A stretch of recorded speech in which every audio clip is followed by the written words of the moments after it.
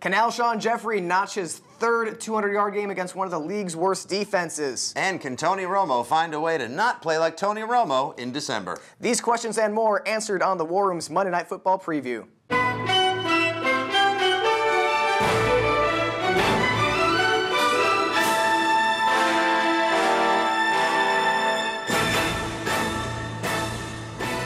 Dallas at Chicago.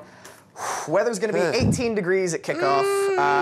And we got more McCowntown. Jay Cutler is out. And so we get the sexy McCown brother, Josh, who's averaging 350 yards and 2 touchdowns, passing touchdowns over the last couple of weeks. Yeah, we may have seen like that episode of The League a couple weeks ago where Jay Cutler was on. That might be the last that Chicago Bears fans see of Jay Cutler talking about the Bears. I would not be surprised if they ride the hot hand of McCown the rest of the season and don't force a very bruised and battered Jay Cutler back into the lineup.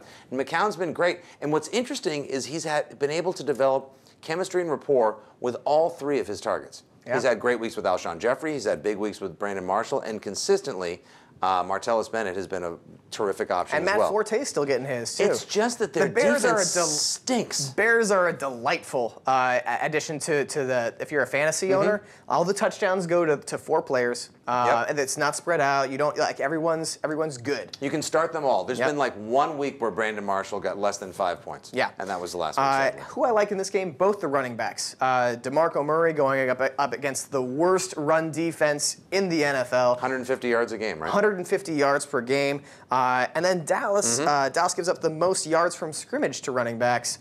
So Matt Forte's in good shape here, too. Yeah. This is I give just thumbs up. Despite the cold weather, I'm giving thumbs up to just about everybody, although it's kind of a Tony Romo. But you know what time it is. It's December. It's Romo time. So I'm a little bit worried about Tony Romo. I'm a little bit worried. An over 800 winning percentage as a starting quarterback in November, and an 800 minus, I think, 600%. He's about a 250 quarterback in December. Just terrible. And this is the kind of game you would think, okay, well, Bears are fighting for their playoff lives.